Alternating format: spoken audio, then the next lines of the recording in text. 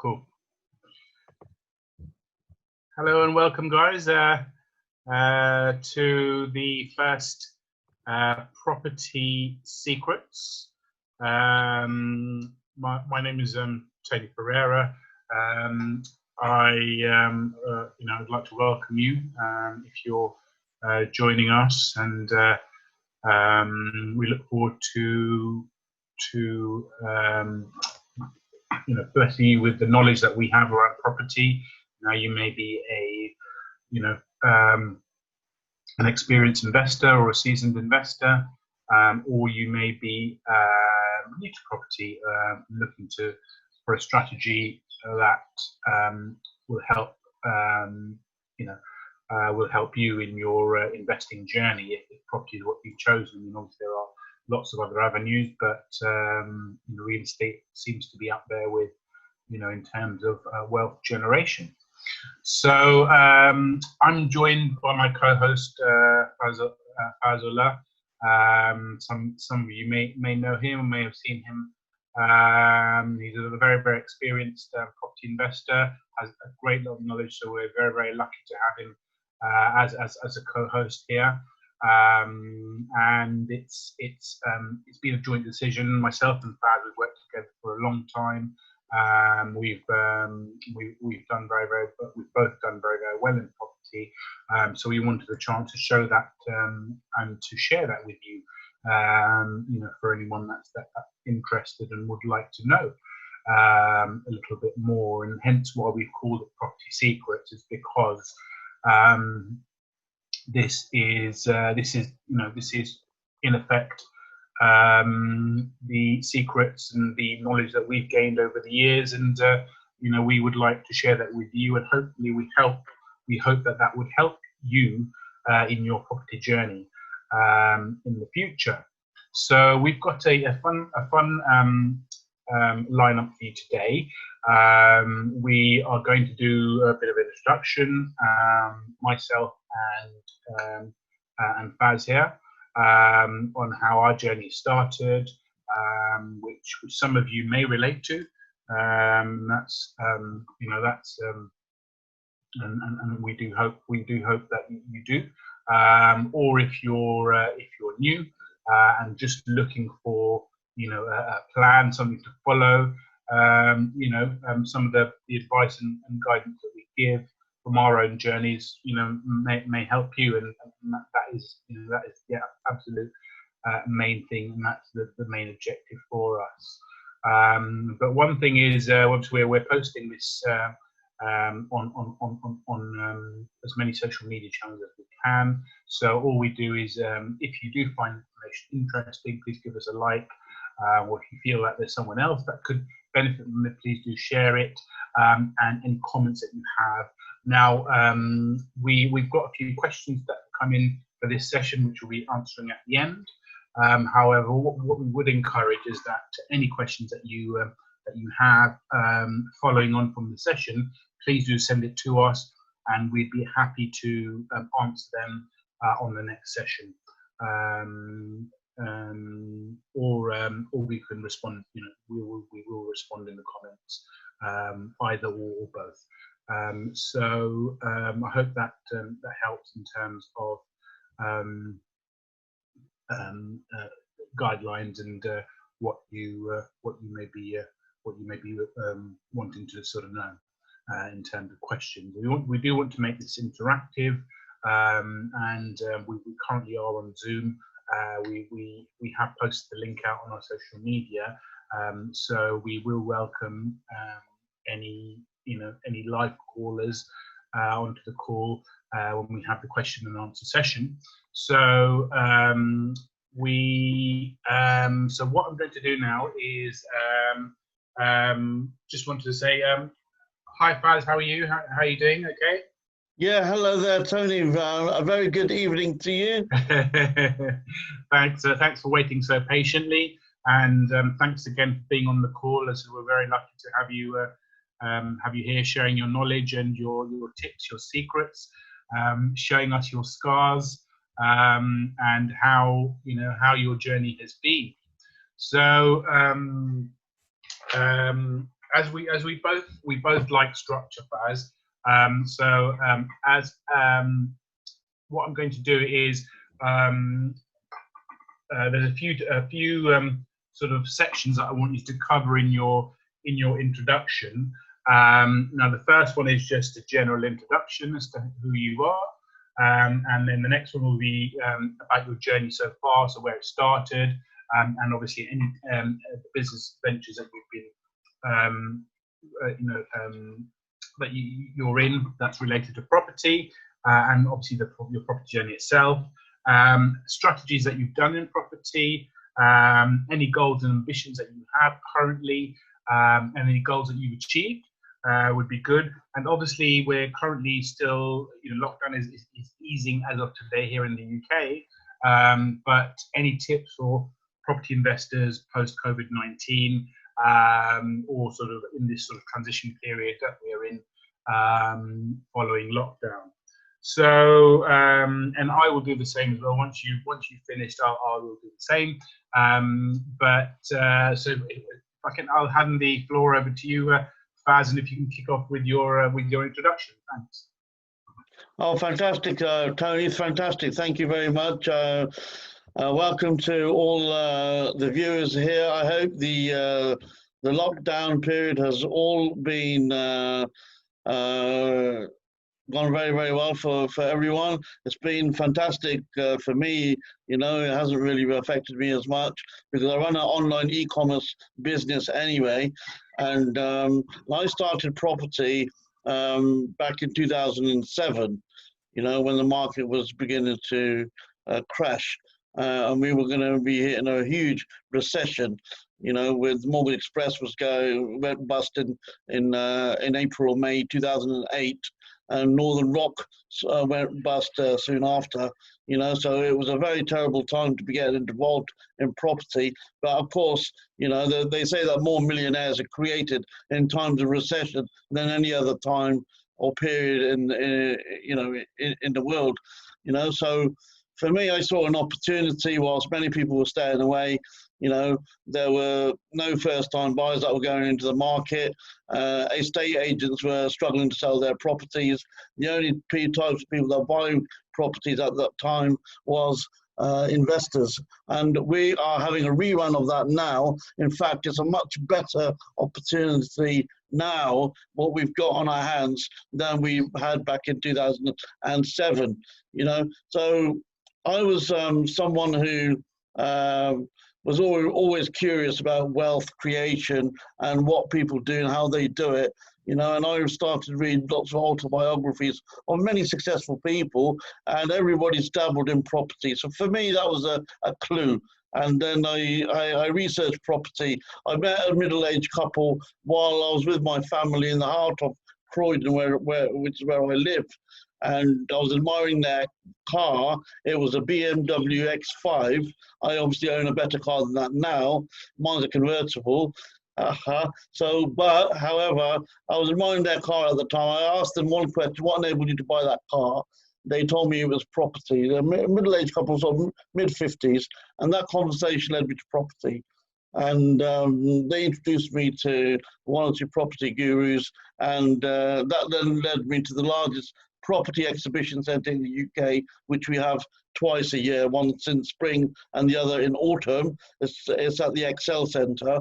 And there I just met all the sort of property millionaires and gurus from all over the UK, all in one place, with thousands and thousands of people there, and exhibitors.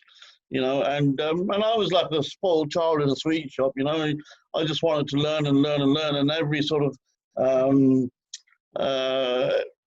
guru was doing a presentation or a talk on their journey and what they did and how they can help others. And so I went up to the presenter of every single one that I went to, and I must have gone to, over the 3 days, I must have spoken to at least 10 or 20 of the presenters, and they all told me one thing, my question was, if I wanted to accelerate my success, what's the one piece of advice that you would give me? And they all said the same thing, and that was find yourself a coach. And so I started researching coaches up and down the country. I found a coach, and I wanted someone to walk me through my deals. So whenever I have a challenge, then somebody could help me and guide me and support me through that. You know, I didn't want to just become a course junkie and go in course after course after course, spend money after, and yet have nothing to show for it. I actually wanted to take action. So that enabled me to take on a coach, and then within kind of 12 months, I purchased like 6 properties in 2008, and all HMOs. So one, you know, I went crazy, I went ballistic, you know, in terms of it's all a numbers game. Anything you do is a numbers game, and all I did was just do lots and lots of viewings at estate agents. You know, my offers were ridiculously low.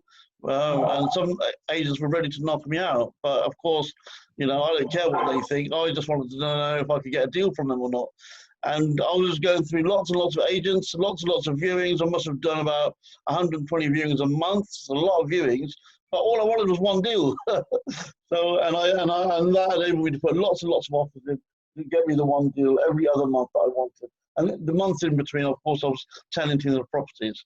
You know, so that was a very successful month for me. Now, my first property would enable me to become financially free because I just needed, you know, £2,500 cash flow, and that was, for me, that was like, you know, I didn't have to work for anyone. I didn't need a job, you know, a job, you know, just over broke. I didn't need one of them, you know.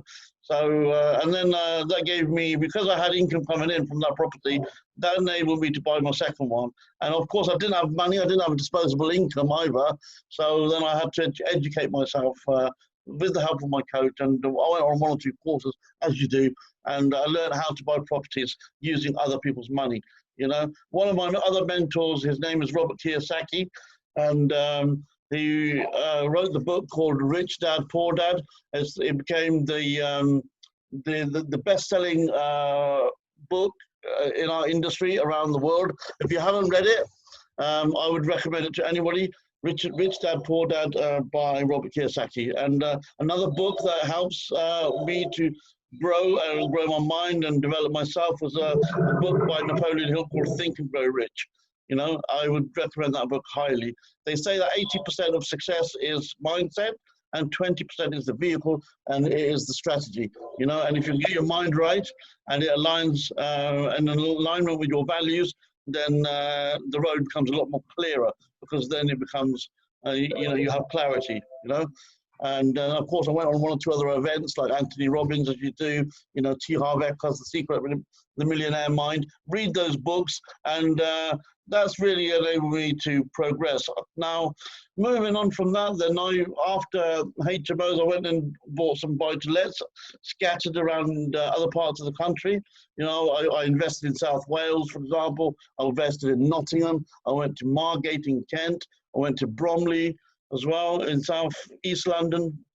You know, so, you know, I then from then on, after buy-to-lets, I went into lease options. I did lease options, then I just went into deal packaging and sourcing for investors, because at that time, a lot of people were coming up to me and saying, look, you've done this for yourself. How about if you can help us? Because we haven't got no time, we're working, you know, and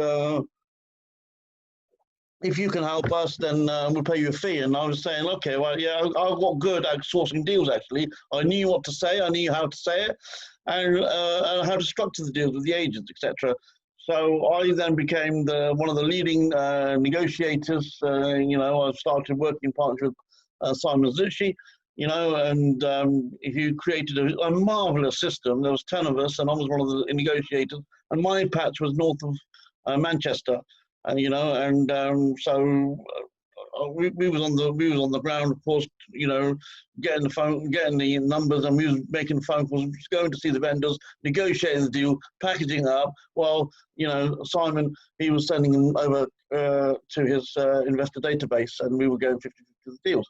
So that went very, very well. And then I spent a couple of years just consolidating with what I've already achieved, and went on holiday. I went to visit about, I think, 8 or 9 countries during that period. And then I came back and I met one or two people, and there was a huge craze around 2014, 2015 regarding rent to rent, you know. And I never heard of it, and I never knew what it was, you know. So I thought, okay, well, this is a new strategy. I've already done HMO, so rent to rent comes as a second nature to me. Well, it should be. But I still educated myself. I still went on a course, and I found one or two partners, and we've teamed up, and we built up a portfolio of 16 properties. It was, and it was crazy. It was full on. It was fantastic. It was brilliant. You know, in each property makes you £600-800 a month.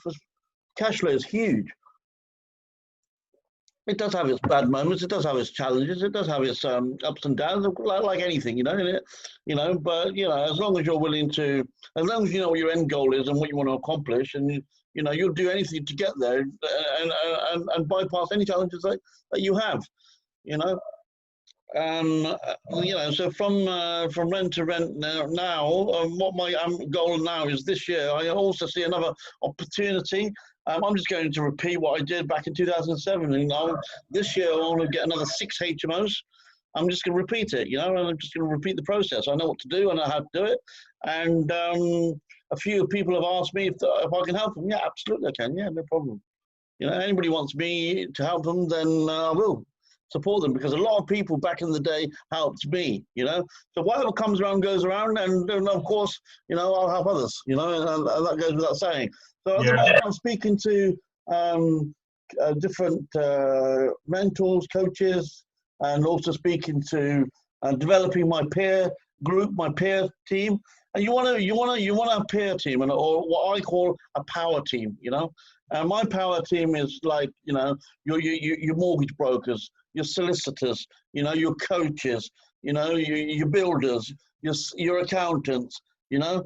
And you know, there are so many strategies out there, and it's unreal, you know. And I want to take advantage of those strategies, no money down, because that's what I'm used to. I'm used to putting no money in anything and getting a return, and that's what I'm going to continue to do, you know.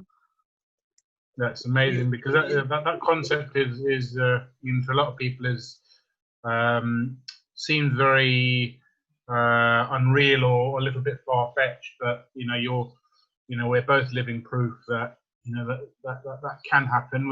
We're not saying that you completely cannot put any money in, because there will always be, and I hope you agree, things like legals and all that kind of thing. There are sometimes, you know, some expenses of a deal, but you know, what we're talking about is being creative with your property investing. Is that right, Faz? Yeah, you can be creative, absolutely, 100%. Yeah. You know. Yeah. So, sure. Thank you for what you've done. I think if you could just touch on the next couple of topics, which is, so you mentioned about strategies that you've done. So if we just list them. So you mentioned sourcing. You mentioned HMOs. You mentioned rent to rent. Anything else that we missed off, Faz? Yeah, there's buy-to-let as well. Buy-to-lets as well. Fantastic. Okay. And options. And you've done some options as well. Perfect. Yeah. For any viewers that don't know what lease options are, could you give us a little bit of a really brief description of what lease options are? All right. Well, you can make property these days. You can flip a property without buying a property, and basically, you know, in London at the moment, you know, currently, you've got dilapidated properties. You've got properties which are run down. You've got distressed properties. You know, okay. And vendors that need to sell, they have to sell for a reason, like they're a split couple, or there's been a probate, or there's been you know, something's happened, they're in financial difficulties, etc. They need out, and they just want out. You know, that property, they haven't got the money to do the property up. It's in poor condition. You know, and they'll take £250,000 for it, just a box down a three-bedroom house. You know, but if you did the property up, it's going to be worth like 400, 450 easily in this market. Even in this market, the properties I bought back in 2007, they're worth £500,000 each now. You know, and if these are worth £500,000, 3-bedroom houses, 4-bedroom houses, you know, and even if a surveyor down values to, like, say 450, and you end up buying a property which is poor condition, so the vendor wants out 250,000, so you avoid the 3% stamp duty, then you know, you put an option on the with the vendor to say that, look, I will buy this property off you, but give me 6 months. Okay. Yeah. So therefore, he gives you 6 months, you know, and in that 6 months, you're going to do all the work. The work is going to cost you 50K. It needs a kitchen, it needs a bathroom, it needs electrics, it needs wiring, it needs floorboards, it needs everything, absolutely everything, double glazing, central heating, new boiler, etc. 50K, it needs to do the whole thing up, you know. Yeah, so you spend 250 to 300K. Now you haven't spent the 250K, mind you. You've got an option, yeah, and you're going to do the work which you spent 50K. Where have you got that 50K from? Bounce back loan. Bounce back. Yeah, the government are giving away free money at the moment. Yeah, so you put in 50K to do the work. Yeah, and now end value, that property is valued at £450,000. You put a 75% mortgage on it. Yeah, you sell it to a first-time buyer on the open market with an agent.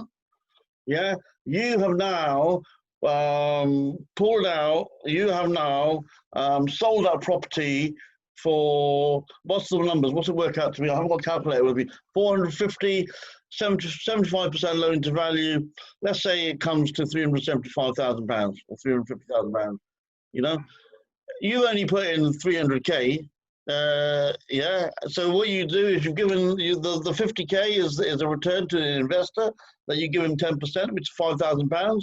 You know, and you're now left with 50K. You know, depending on what that loan to value was. I've got a calculator with me. Yeah. So you've just flipped a property without buying it. That's called an option, and you can do that in months. I don't know if you understand. Very, very powerful strategy, isn't it, Faz? It's powerful. Yeah. Powerful. It's normal. Great stuff. Great stuff. Now, so we last couple of bits that I wanted you to just touch on. Obviously, just bearing in mind the time. Your goals and ambitions for this year and in property and any other businesses that you do, and also tips for property investors post COVID-19. What would you say? Any suggestions? Any help you can offer and advice you can offer to people in the market? Firstly, I would say is look, learn how to do the different strategies. No money down. Learn how to do the BRRR. They call it. That stands for buy BMV, below market value. Yeah. You then refurb it, and then you refinance it, and then you rent it. Yeah. So you got B and 3 R's. Yeah, that is a beautiful strategy. You can do that with buy-to-lets, and you can do that with commercial valuation as well. You know, it generally tends to work much better kind of north of Birmingham. Okay. So those are the strategies. And then you got other strategies like delayed completions. You know, you've got options. You've got unmortgageable properties. You've got negative equity properties. You know, you've got, you can do all sorts of things, you know, you just got to know what you're good at, you know. Yeah. So what was the next question, Tone? So that was the tips for property investors post COVID-19. Oh, yes. But your goals and ambitions, Baz, how would you? Yeah. So my goals this year is to get another 6 HMOs. That's what I'm going to be doing. Once the lockdown is completely cleared, I'd give it until about July time. You know, I'm still seriously. I'm ready to go and hit the ground running. Really, yeah. I'm really excited. I only got 6 properties in the next 6 months, 7 months. So by Christmas, I should have another 6 properties added to my portfolio of properties, all HMOs, all being systemized, leveraged, and so it runs itself, and it's been managed, etc. And all I do is just create equity and create passive income, you know, from the comfort of my own home. I mean, I might have to go and visit once or twice, but that's no biggie, you know. Yeah, so that's my plans for this year, and longer term, you know, I'm going to probably go into next year. I reckon there's going to be huge opportunities in commercial to residential opportunities. And I believe those opportunities are beginning to come now, because a lot of people are losing their jobs. A lot of businesses are going shut. You know, a lot of organizations are going bankrupt. You know, a lot of companies are having to move ship. You know, so that leaves lots of opportunities, lots of offices, lots of pubs. You know, and I read a figure yesterday which is staggering. You know, out of all of the businesses that are closed, 20,000 pubs are not going to reopen.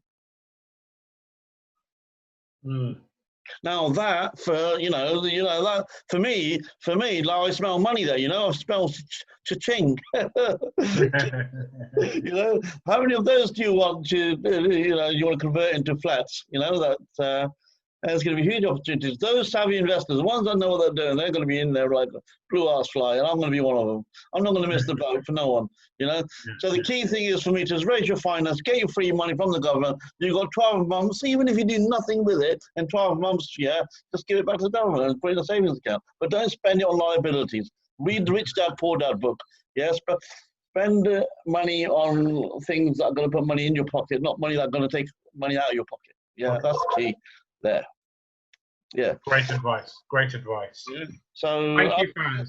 So I'm going to do my introduction now as well. Yeah. And then we, as I said, towards the end of the session, we've got some questions from some other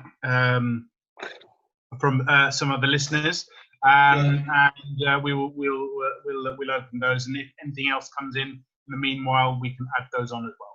Okay, so thanks again, listeners, whoever's watching. Great to have you on. My name's Tony Perera. I'm based in West London. I'm a property investor, and I have worked. You know, I've done a number of strategies. So I've got the wounds, I've got the scars. Definitely, you know, want to share my story. So, I mean, my journey in property so far started. Well, I suppose it started a fair amount of years ago. My family's been in property for a number of years, so I've always had a passion for it. You know, my father had a few buy-to-lets, which I used to help him with back in the day. You know, I was his free letting agent, so I used to run the ads for him and view and do the viewings for the properties, and then let them as well. But the only difference was I didn't get paid for that. You know, that was free, because obviously it was family. But you know, that was good, because I learned a lot, and I learned you know, how valuable you know, it was to know things like this. And I could see that, you know, especially here in London where I'm based, you know, there's a very, very strong demand for property. You know, normally when we used to put an ad, you know, we had room rented or the flat rented, you know, within a number of days, because there's always such high demand. So that was sort of where it all started. I then obviously that was always going on in the background. Throughout my career, I had a few sales roles, which I did, because I think I was always sort of naturally always liked you know, entrepreneurism. Even though I didn't have my own business, I liked the thrill of sales and that type of environment. And I carried on with that, you know, up until now. So, you know, probably over the last 20 years or so, I've always been involved in, you know, a business stroke sales type of environment. which I enjoy. So my journey in property so far, as I was saying, after I'd sort of had a few, career. Um, my career was in sales, as I said. I desperately wanted to work in property full time. So I worked for a number of large firms within sort of development, property management, for example, and really, really enjoyed, myself, because I learned a lot. There's a lot, as they say, you don't know what you don't know what you don't know, which I found was very, very true, because there's a whole world of stuff in terms of property that I had no clue about. From having a small family portfolio to then being exposed to a world where I was working for a developer that was building hundreds and hundreds of thousands of apartments in very expensive areas of London. So that was a real eye opener, and I really, really enjoyed myself. I then worked. I also worked on the social housing front, which was also something I enjoyed, because there's nothing better than being able to place a family in a property, or seeing a family in property who really, really need it, and that's something that. That's the reason why I did that. And I worked with a couple of councils and a couple of companies that were involved in social housing. So that gave me really, really good insight into how that, because that was also something that was also alien to me, because prior to doing that, I was always involved in the private side. So the public side is something that was very, very rewarding and very, very useful knowledge to have. Now, so the strategies that I've done,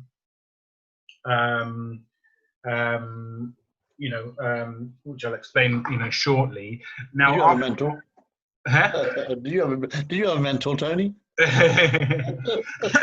Yes, I was actually just about to mention that. So after I finished sort of working, I happened to bump into Faz.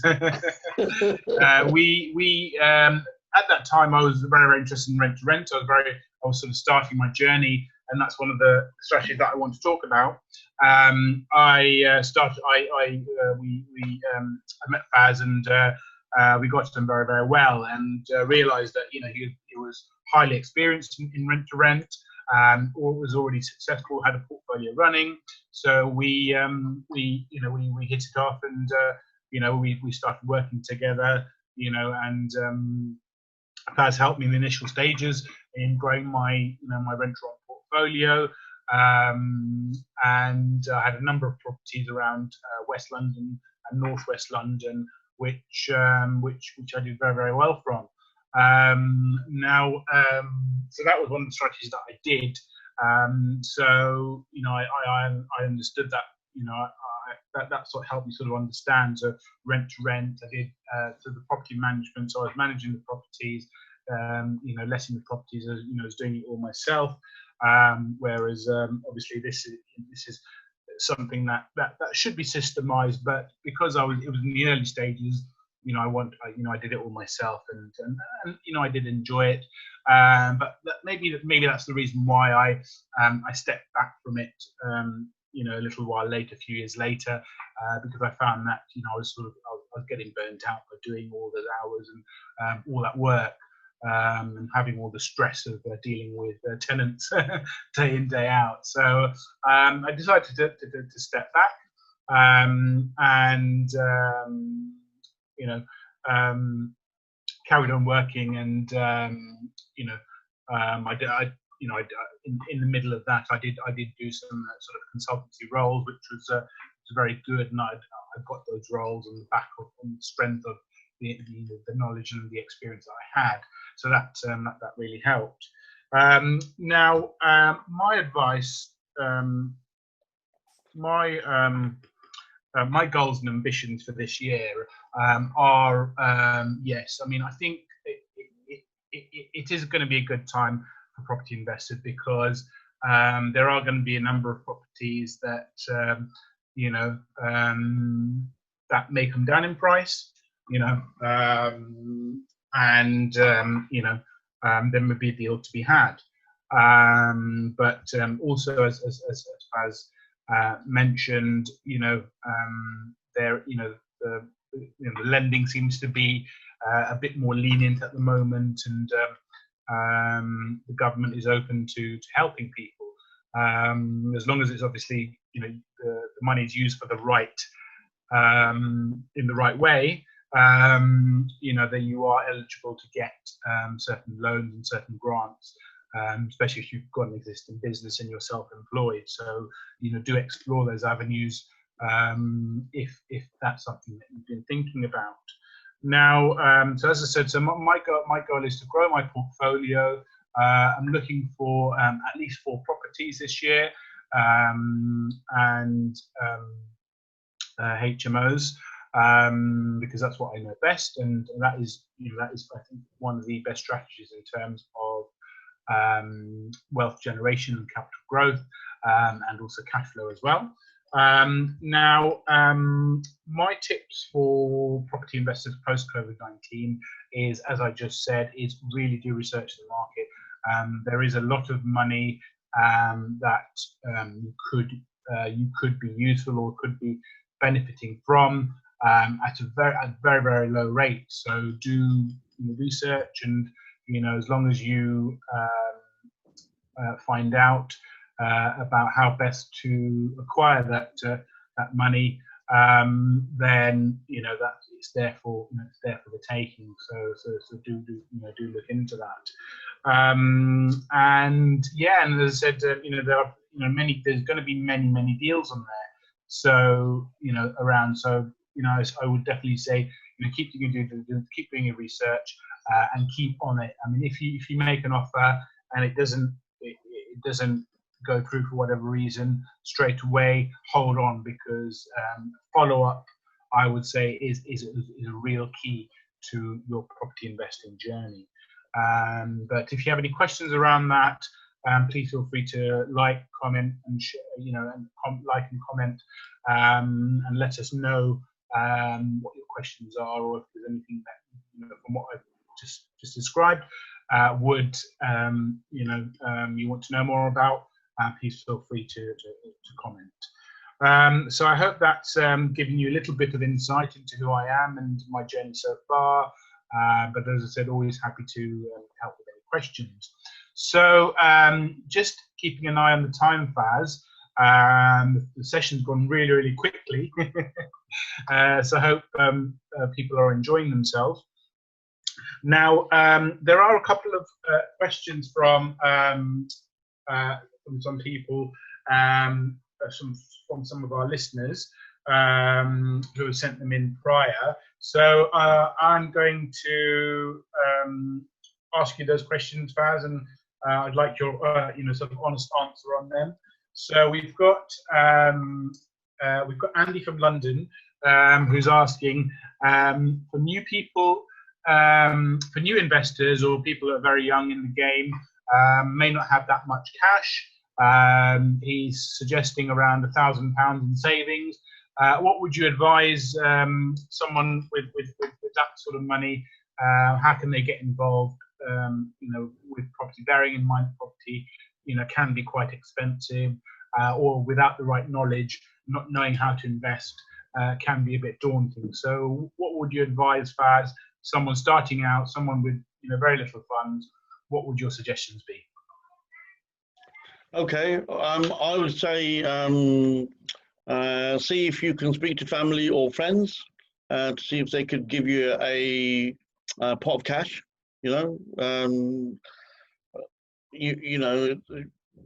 I started with 20k, and that's what I borrowed, from another investor. So maybe that's all you need as well, So that'll get you in. Also, if you look at credit cards, raise money on credit cards. There's a technique that you need to understand how to use credit cards to raise money Remember, credit card company is other people's money, and is another lending institute. Yeah, and they only make money once they lend people money, and once people use their money. So if you borrow their money or get another credit card application, they're going to give you a limit of maybe £2,000 or £5,000, and then I would transfer that money into your bank account. Yeah, make sure that one of those credit card companies can transfer the money back into your bank account, and then within 30 days, transfer the money back to the credit card company. Now, the credit card company thinks you use their money, so now you're in their good books, and because you've used their money, you paid all their money back. They want to lend you more money. So in 30 days' time, you ring them up and say, look, can you increase that 2,000 to 10,000? They'll ask you what you want it for. Just say, as long as you don't say you want to buy a car, if you say sensible things like, I want to upgrade my home, or I want to do home improvements, or I want to, double glazing or central heating or something, etc. like this, or garage conversion perhaps, then lend you the money, and then once you've got 10K, just repeat the process. You get 20K the following month. If you keep doing that for like 6 months or so, by the end of the year you'll have you could have 100K on a credit card, which is enough to buy 4 or 5 properties up north, right?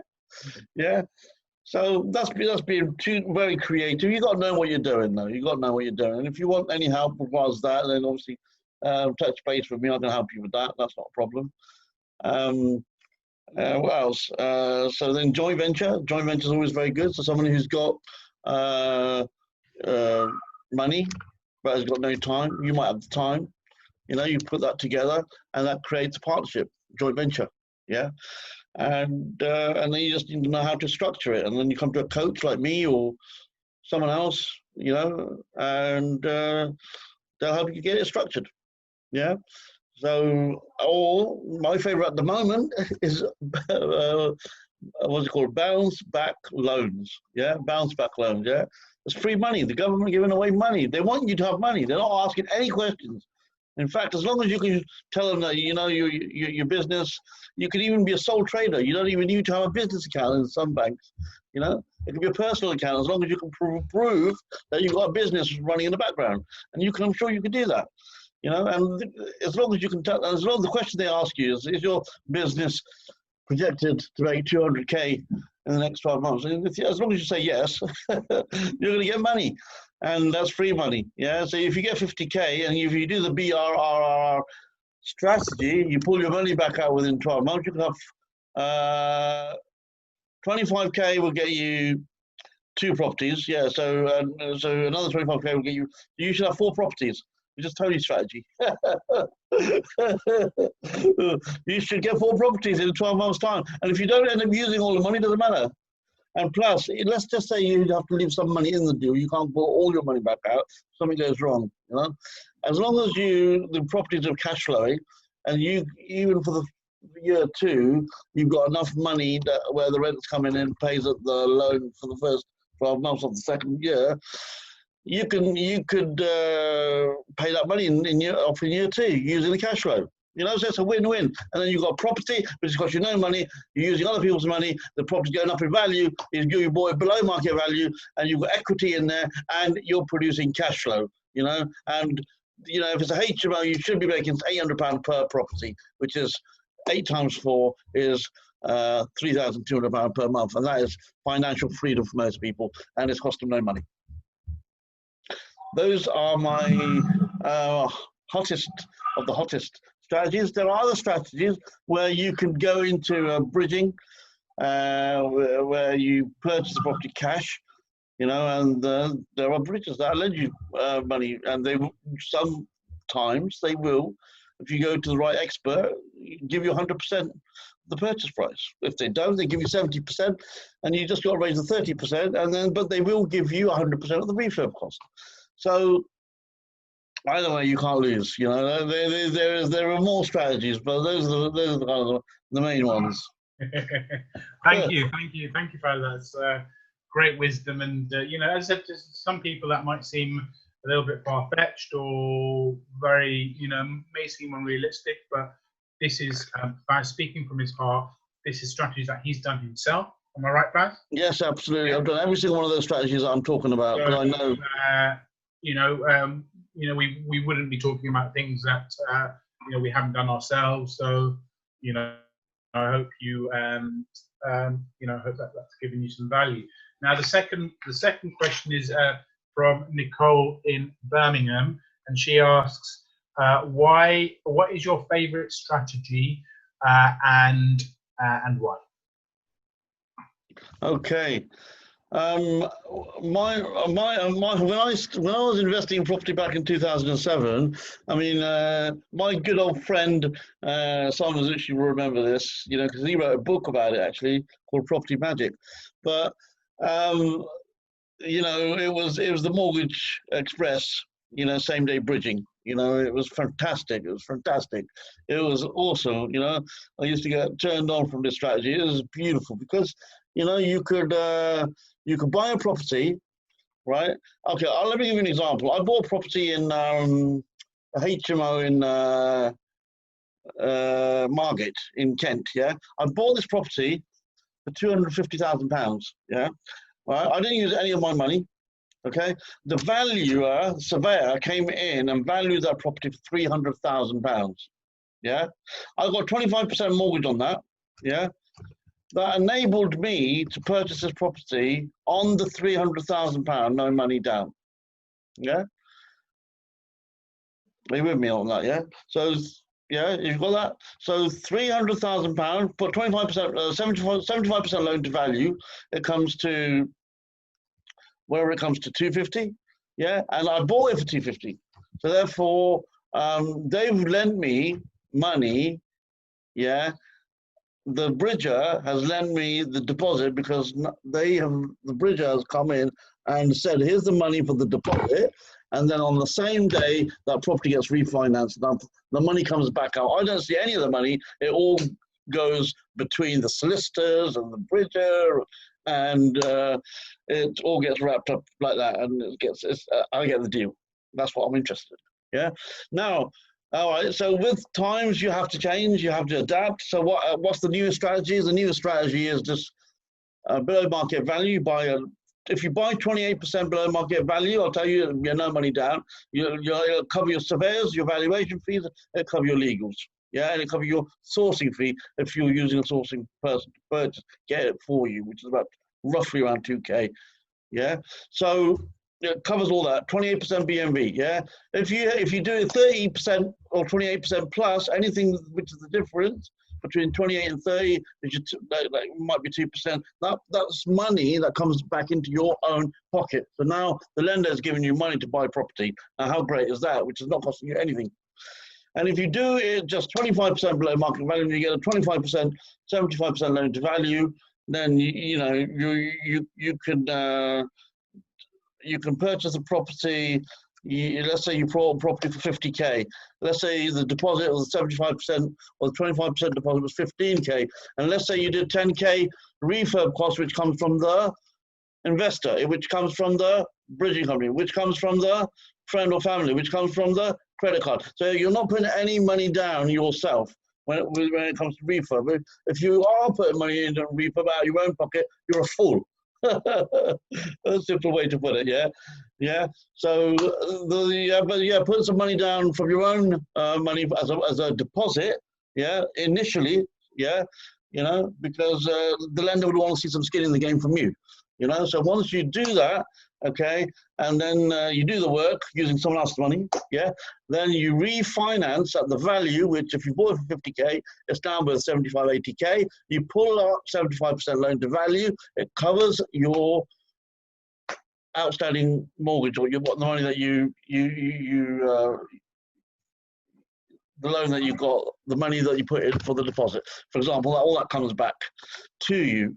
And I'm afraid I think there is a 6-month rule that you have to wait on that. Yeah, but if you know what you're doing, yeah, again, it's all about knowing what you're doing. You can have 2 or 3 deals running simultaneously, where all of them are protected from the 6-month rule. Yeah, because you're financing it creatively, if that makes sense. Yeah. So if you've got any more questions, then do fire away and let me know. Yeah. Yes. Thank you very much, Faz, and great insight. Now, thanks. I think we're coming to the end, but it's been a really good, great session. And just to talk about, so our next session is on Thursday, yeah, and we will be discussing about finance. So, which is both of our favorite topics. Oh wow! Okay, fantastic. And so we've got a great session for you guys in terms of how to finance your property deals, different methods of finance, creative finance. We're going to cover all of that for you. And you know, this is coming from a position of experience, funding. Now, obviously, you've talked about financing, you know, straight purchases, but you financed rent-to-rent properties as well, yeah? Yes, yes, I used other people's money for rent-to-rent as well. Yeah. and lease options as well, yeah? So, well, lease options, you don't need any money, actually. No, yeah. I mean, you know, should there be any funds, like, for example, as you mentioned, refurbs, for example, you would use other people's money to finance. Oh, yeah, 100%, definitely. Only a clown uses their own money. I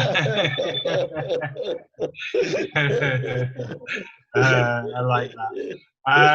So yeah, so perfect. So I look forward to seeing you guys all on the next session.